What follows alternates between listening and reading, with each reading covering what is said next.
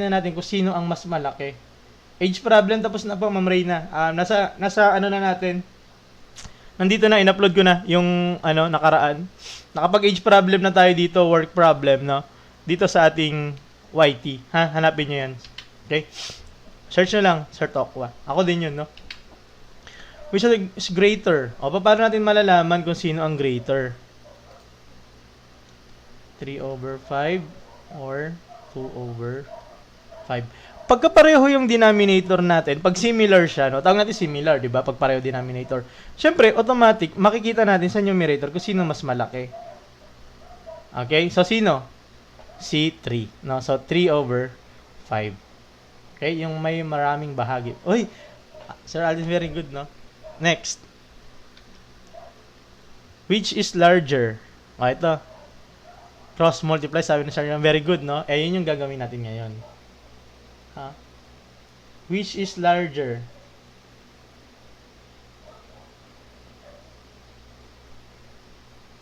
Okay.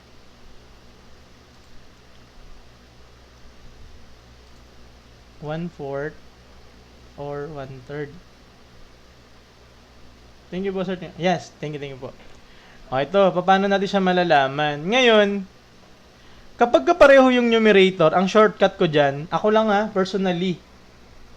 No, personally.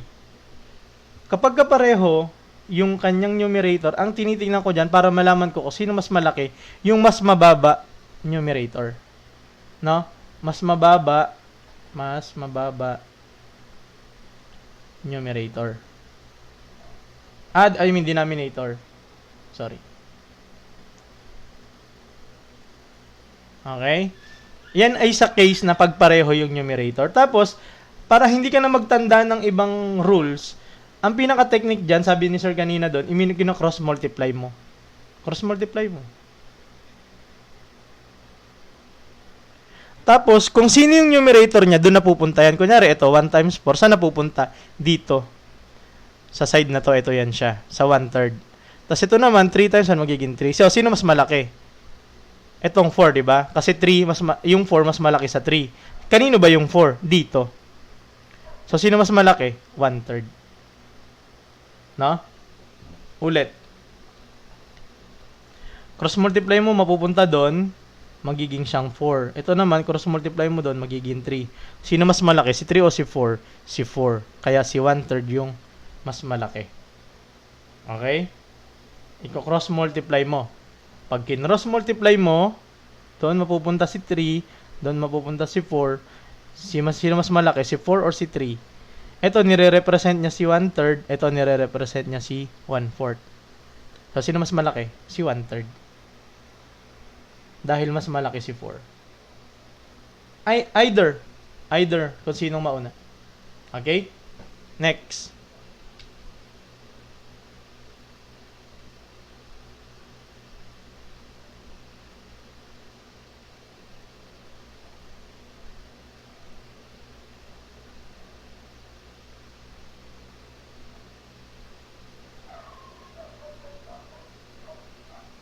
Ano daw?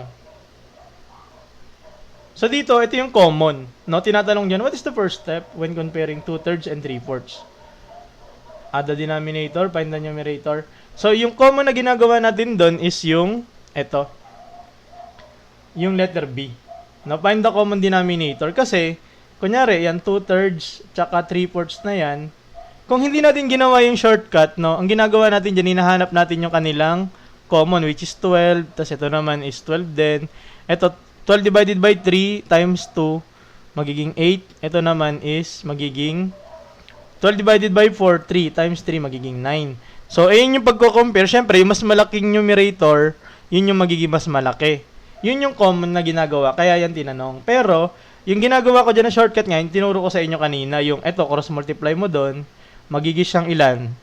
8. Ito magiging 9. Yung 8 nagre-represent ng 2/3, yung 9 naman nagre-represent ng 3/4. No, sino mas malaki, si 8 or si 9? Fraction Spanish pa Latin. Fraction naman siya. So, sino mas malaki? Si 3/4. Okay? Next. Which of the following is the correct order? O, ito na. Paano mo ano daw yung pinaka-correct order from smallest to highest? Ni 1, 1/2, 2/3, and 3/4. Ito pang upcut to, no? Naalala ko kasi dati nung nag-upcut ako, meron nito eh. No? So, pag sinabi natin smaller to largest, ang tawag din natin dyan is ascending. No? Yung kabaliktaran, yung largest to smallest ay descending. Okay? Okay? So, paano natin yan malalaman na papalaki siya ng papalaki? Okay? B po. Sige, maintain natin mga sagot. Smallest to highest, ha? Smallest to highest. Ay, tatlo lang pala. Ba't ang dami kong number? Ito lang, tatlo lang pala. 1/2, ano lang pala.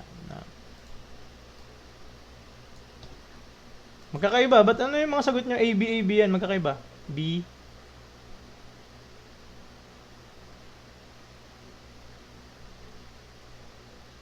Oh, gano'n. Sige, ako, sagutan ko na. Magkakaiba eh. Unahin muna natin yung letter A. Tinan mo muna yung letter A. Di ba ito yung letter A? Ngayon, para malaman natin yan, syempre, tinan mo to. Cross-multiply mo to. Ganito lang yan ko, compare natin. Cross-multiply mo yan. Magiging 3. Ito magiging 4. So, sino mas malaki? Si 1/2 o si 2/3? Siyempre, si 2/3. Si 2/3, di ba? Mas malaki siya. Okay. Ngayon, tandaan mo ha, mas malaki si 2/3 kaysa kay 1/2. Ngayon, i-compare mo naman si 2/3 tsaka ito. I-compare mo. Paano yun? Multiply mo yan, magiging 8. Ito, i-multiply mo, magiging 9. Sino mas malaki? Si 2/3 o si 3/4? Siyempre, si 3/4. Di ba?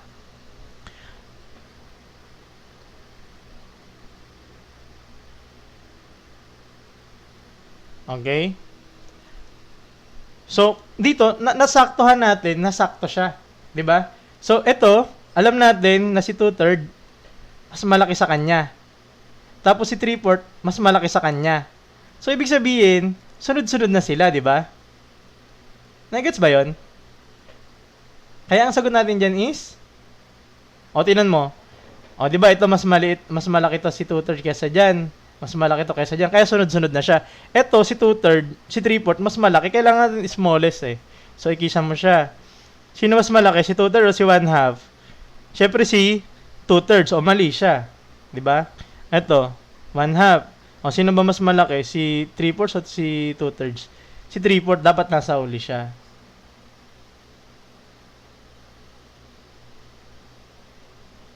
Yes, Sir Mark, no?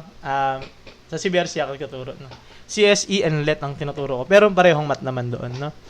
Sa LET nga lang, may assessment of learning ako. Okay? Sa CSE, mathematics, no? Okay? So, nagigets ba yung technique natin doon? I hope nagets niyo na. At I hope magamit niyo sa mga exams niyo, no? Uy! Thank you po, Sir Marco, sa pag-send ng, popular. Go popular. Thank you po. If two fractions have the same numerator, which is larger? Compare pa din siya, compare. Uy, Sir Pa, good evening. Morning pala, morning. Okay? Sinabi ko na yung technique kanina dito, pag same numerator, syempre yung mas mababa yung denominator. No? So, pero syempre, gamitin na lang natin yung tinuro ko kanina. Cross multiply mo, ilan? 30. Eto. 40. Yung mga prepared. Meron ako nung nakaraan kasi nagturo ko di ba? Ako may hawak ng math majorship ng kaming dalawa ni Sir Matt, no? Pero hindi yun siya binibigay. meron yung ano man tawag doon. Meron yung copyright ng CBRC, no? Okay? Uy, I just survive, no? So, ito si 40 nagre-represent nito, ito naman nagre-represent nito. So, sino mas malaki? Si 5/6. Okay? Very good. Thank you po, no? 202 viewers, ay grabe, no? Thank you, no? Thank you po. Ano daw nangyayari?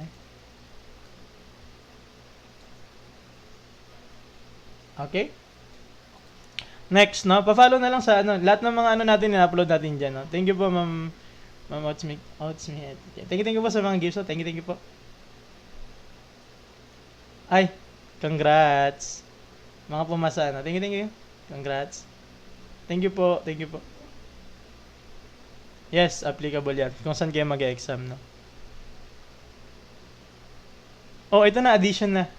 Addition na tayo, no? Addition. So, natapos na natin yung definition. Dito tayo sa addition. Yes, Ma'am Gabi, nagtuturo po ako nun, no? Si BRC, pag face-to-face or online, nagtuturo ako nun. Dito, tuturo ko kahit anong topic lang kung anong maisip ko na topic sa TikTok na alam ko naman makakatulong sa inyo, kaya yun yung ating Engineer Juliet, live po kayo CSE reviews. Nag-live po kayo for CSE reviews din. Yes, sa CBRC, tas dito. Ito, hindi ko lang nilalagay na CSE for review kasi lahat naman to general, no? Pwede ito pang elementary, high school, UPCAT, CSE, lahat to kompleto. Okay, let's answer this one, no? Good evening po. Susunod na yung Venn diagram, no? Which of the following is the correct way to add? No, add down natin, no? Add the numerator, keep the denominator. Yes, no? Tawag natin dito kanina, similar fraction. Pag similar fraction, kokopyahin mo lang yung denominator nila since pareho yon, tas i-add mo yung kanilang denominator. Numerator pala. Pag pareho yung denominator, add mo lang numerator. So, magiging 3. No? So, add numerators, keep denominator. Yes. Add denominator, mali yun. Hindi natin add yung denominator. Multiply numerator, no. Multiply yan. Subtract numerators, no. Addition tayo. So, letter A. Add lang din. Pag dissimilar, sir, iba yung rule natin doon, ma'am or sir Capes, no? Mamaya. Eto. Mamaya mag-LCD tayo. Inano ko yan, ang tawag dito, inayos natin yung pagkakasunod-sunod, no? So, ganun lang din to. Pag sinabi nating sum, no? Sum, total, no? I-add mo lang yan, no? Sabi nga natin, pareho lang yung denominator pag similar. Kopyahin mo to, tapos i-add mo siya, magiging 3. 3/4, no? So, letter B. Okay? Eh, paano pag hindi pareho? No? Mamaya, after nito. Hindi pa. Okay? What if magkaiba denominator? Sige, mamaya. Baby, kalma. Sabi nga, kalma. Baby, kalma. Pupunta rin tayo doon. Naabot nga tayo ng division, di ba?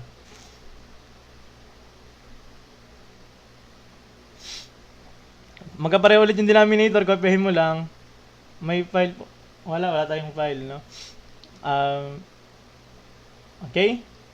So, ito, nakuha natin 4/8. Pwede pa rin natin siyang i-lowest term. Paano yung lowest term? Divide mo to ng kanilang GCF. Ito na yung lesson natin nung nakaraan. Na meron tayong lesson na LCM tsaka GCF nung nakaraan. So, dito natin ginagamit yun. Para sa yung GCF, ang lowest term. Para sa yung LCM, para sa LCD. No? Ay, gets ba? Kaya natin pinag-aralan yung LCM at saka GCF nung nakaraan, kung naalala nyo. Yung GCF pang lowest term, yung LCD para pagkuha ng yung LCM pangkuha ng LCD. Kaya prerequisite talaga ni fraction si LCM at si GCF. Na-gets ba? Okay, planado yan. Kaya ganyan. Ibig sabihin, sunod-sunod siya. Okay? So, divide mo yan. Ang LCD ni GCF ni 4 tsaka ni 8 is 4. Pag dinivide mo yan, magiging 1/2. Okay? Or kung wala naman sa 1/2, kung di naman need i-lowest term, at nandito naman yung choices na 4/8, 4/8 na lang. Okay? Ito na, magkaiba. Magkaiba na. Ito na yun, di ba? Sabi natin, paano daw pagka magkaiba?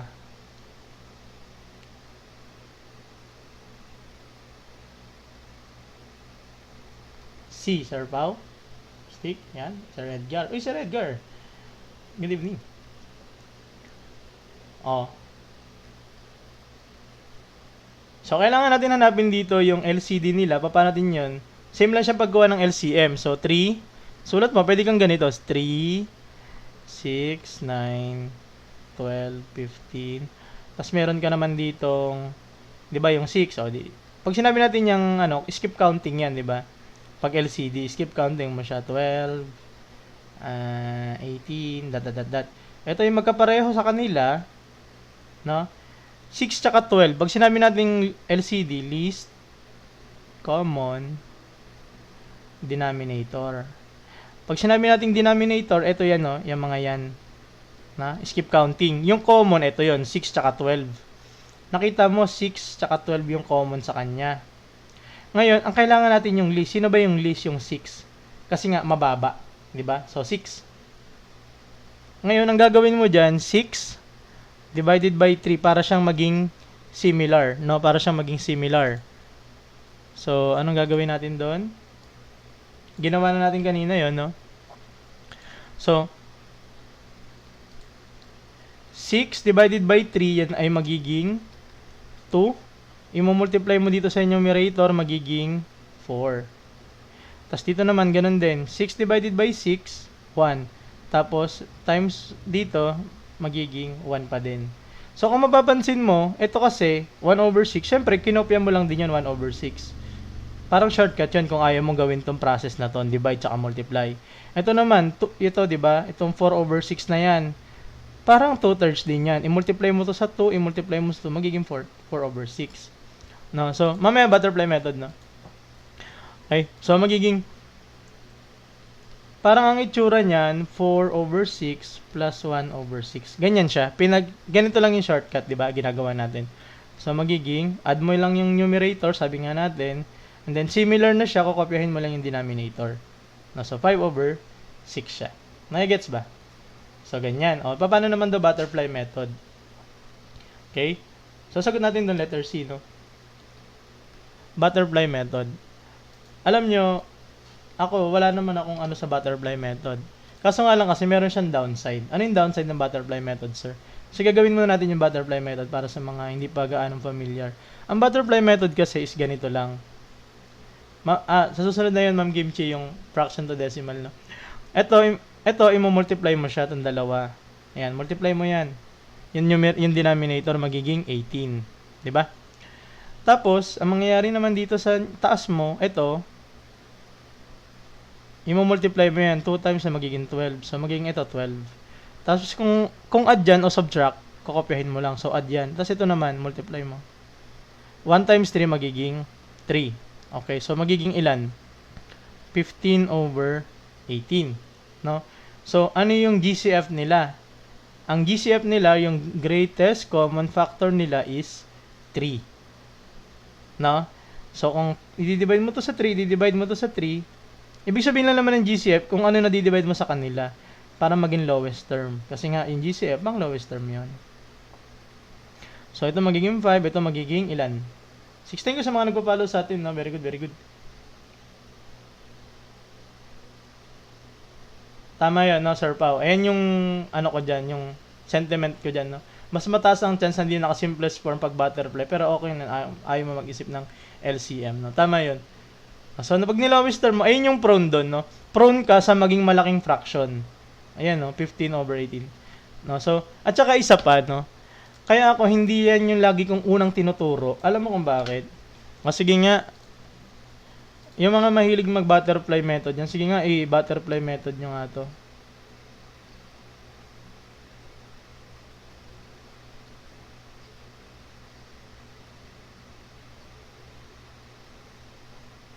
Sorry. Sige nga, yung mga mahilig mag-butterfly method dyan. I-butterfly method nyo yan. Sige, anong sagot? Yung mga mahilig mag-butterfly method.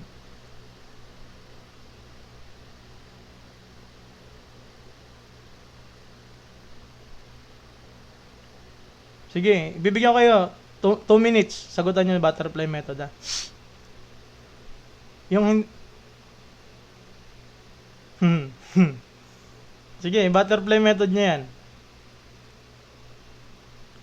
Di ba? Nagets ba yung point? Kung bakit hindi butterfly method ang una kong tinuturo. Kasi, imumultiply mo to. Imumultiply mo. Di ba? Multiply mo yan. Doon pa lang, ubos na oras eh. Yung 2 minutes na bibigay ko, baka multiply pa lang yun. Nagets nyo ba? Ayun yung concept kung bakit hindi ko agad tinuturo yung butterfly method. Kasi masyado kayo nagre-rely dyan sa butterfly method.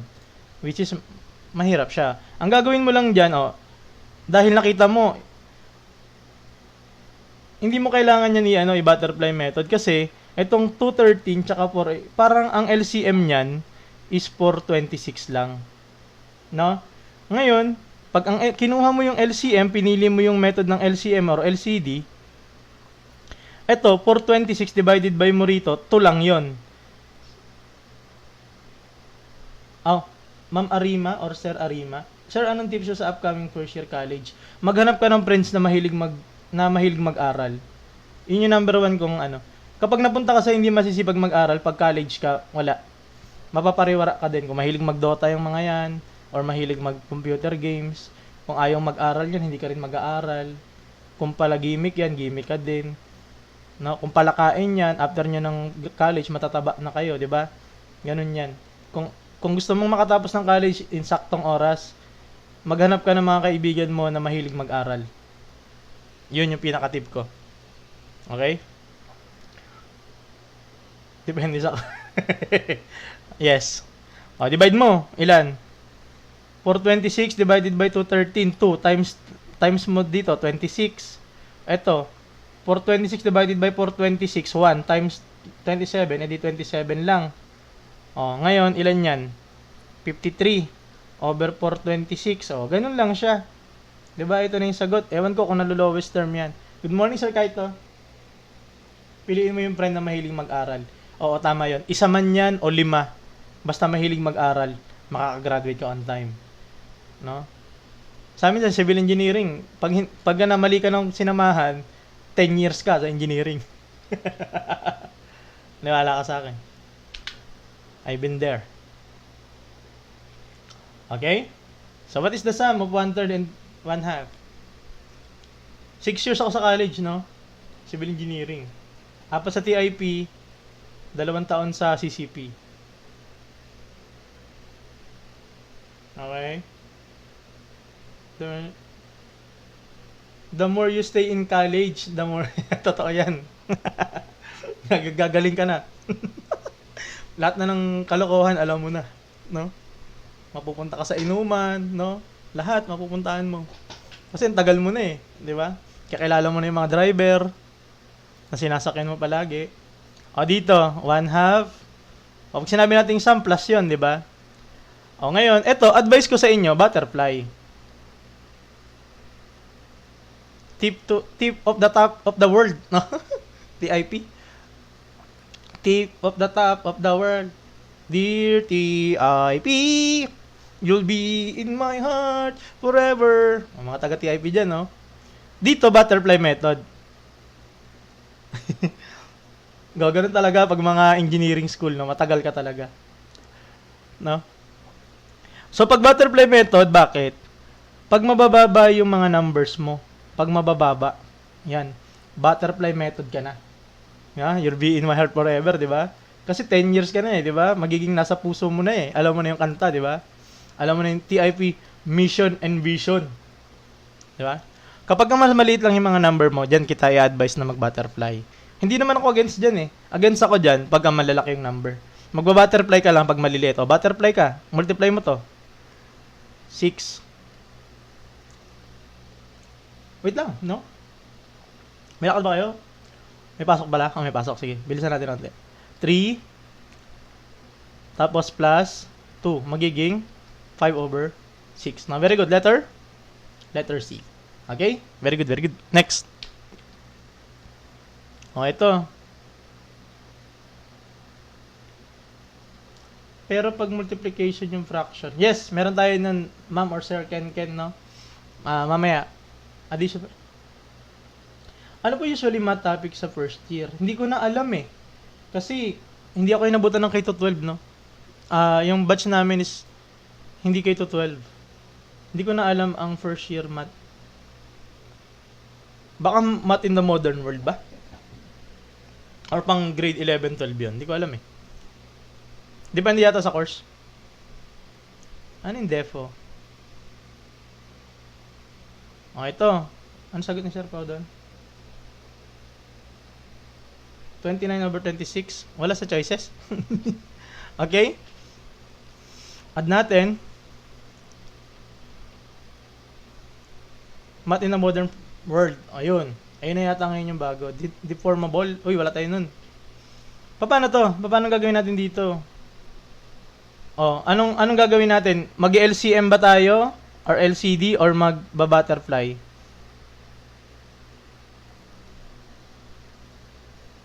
Try go agad sa first year. Pang. Try go. LCD mas maganda, no?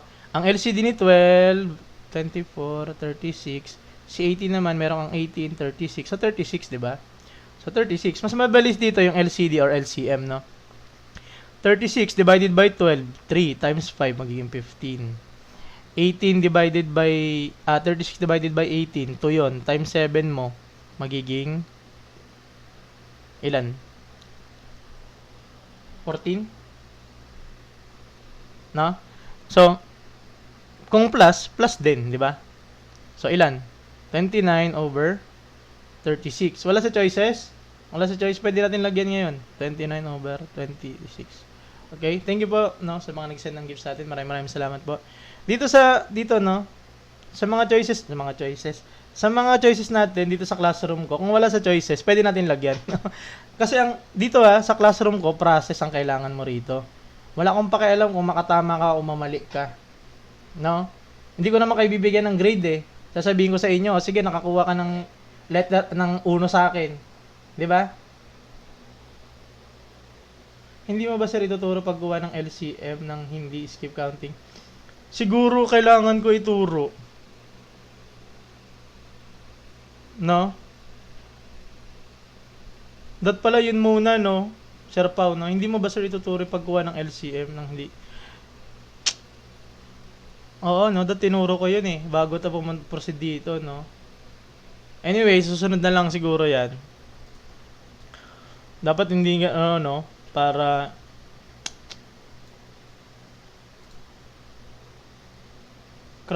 paano daw nakuha tong 14? Paano yun daw nakuha? Tingnan nyo muna to yung 15 muna, 15. Gagawin natin dyan, kasi nga nakita natin yung 12 tsaka 18, yan ang kanilang LCM or LCD. Ang gagawin mo dyan, para makuha mo yung 15 na yan, 36, i-divide mo muna sa denominator na 12. Ilan yon? 3. Tapos i-multiply mo dito. 3 times 5, 15 yon. Tapos dito naman, 36. Di-divide mo sa 18, ilan? 2 yun. Multiply mo sa 7, magiging 14. Okay? Nagets ba? May nabasa ko doon. Pwede po yung multiply numerator if ilang times niya. Yes, pwede yun, no? Pwede rin yun siya. Ito yun. Sinasabi dito ni sir. Okay. Ayusin muna natin at ang gulo na eh. Okay. So dito, sabi niyo ni sir, pag minultiply mo to, di ba, napansin niyo 12. Naging 36 siya. So ilan minultiply mo? 3. I-multiply mo din to ng 3, kaya naging 15. Parang proportion, no? Tapos, ito, 18. Di ba 18 yan? Naging 36. Ilan yun? Minultiply mo sa 2. I-multiply mo rin to sa 2. Kaya naging 14. Yun yung isang shortcut. Nagets ba? Ayan, yung advice ko sa inyo, magba-butterfly ba tayo dyan? I-multiply mo lang to, mahirap na eh, di ba? Kaya maganda LCM. Next. Lagyan nyo muna dyan kung butterfly o LCD. Mas madali, anong mas madali? LCD o butterfly?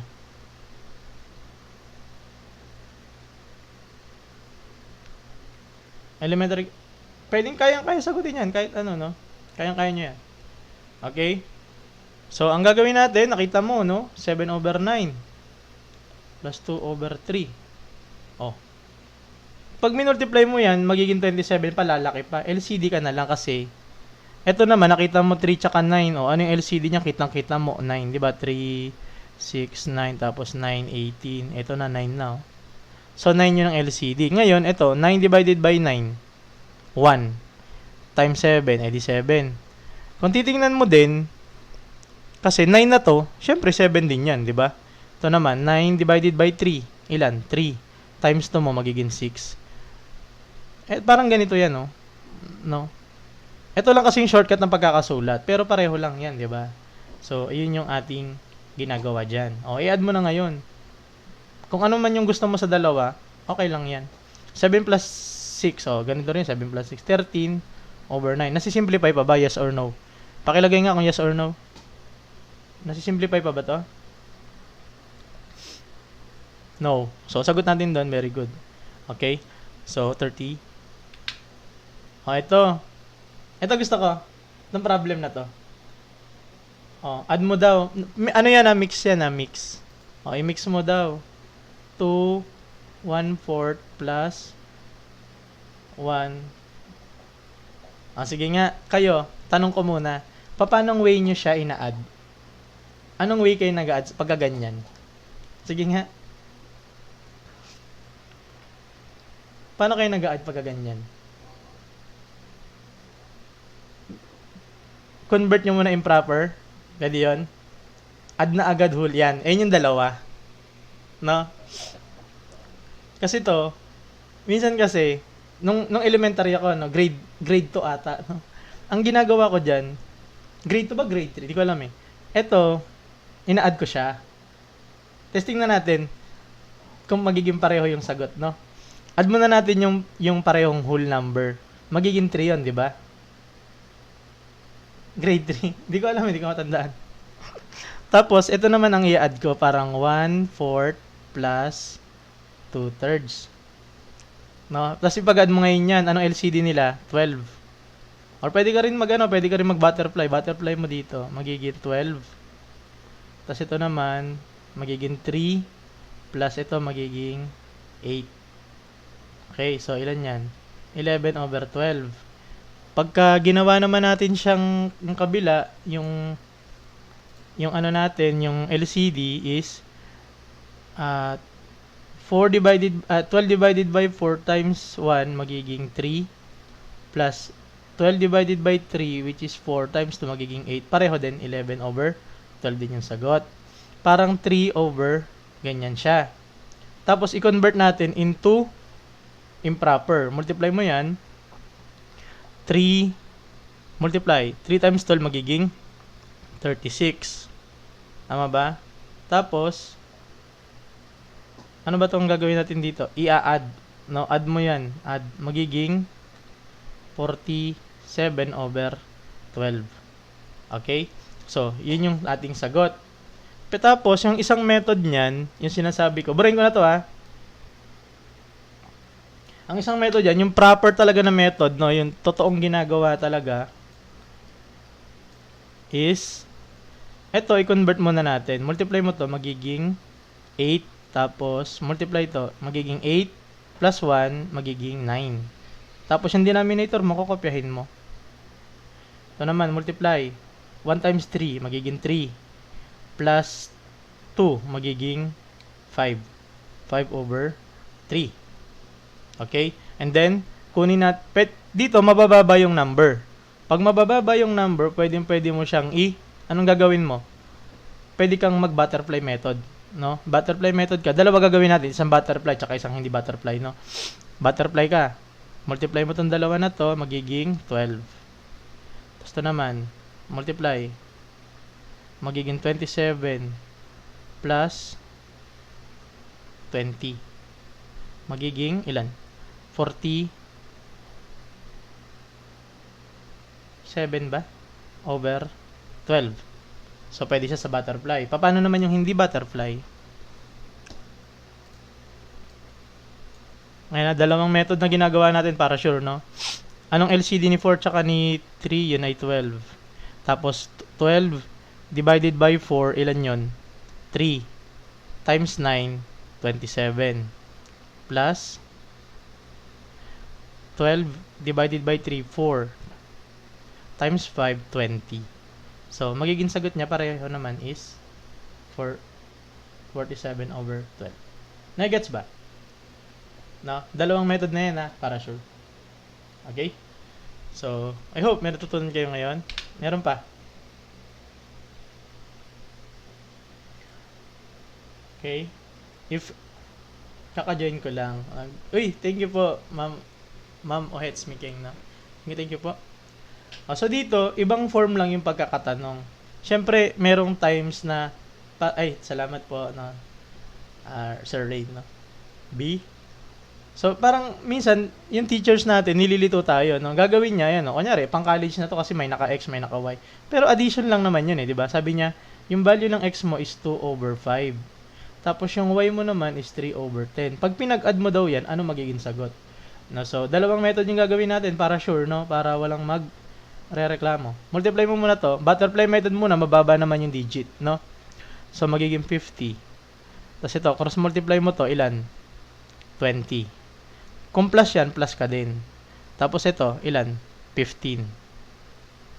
Magiging 35. Ay, agahan natin bukas siguro mga 8, mga ganun. May lakad ba ako nun? Gagawa pa ako. Siguro mga 9. Agahan natin bukas 9.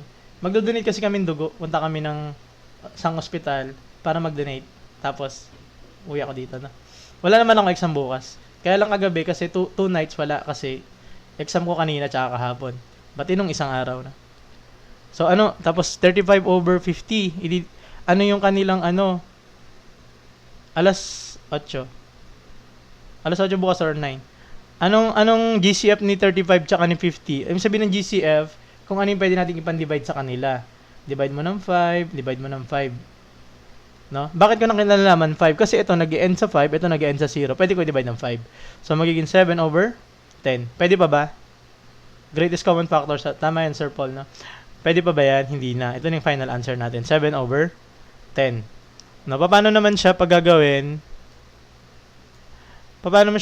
pagka naka LCD? LCD naman tayo. LCD niya ilan? 10. Tama ba? 5 tsaka 10. So,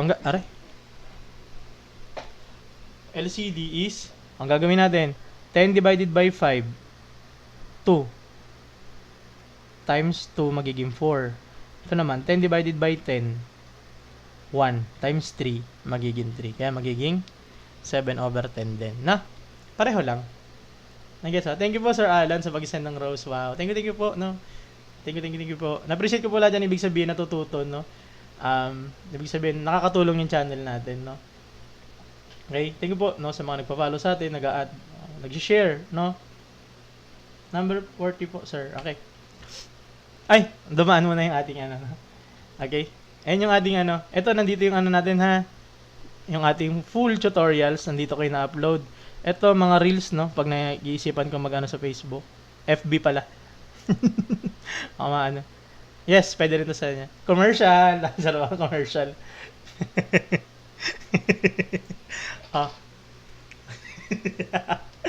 Number 40. Hanggang 65 lang to ha. Hanggang 65 tayo ngayon, no. Thank you po, no, sa mga nag-listen. Pwede mag-subscribe. Libre lang mag-subscribe ha. Pwede nyo kayo mag-subscribe dyan, no.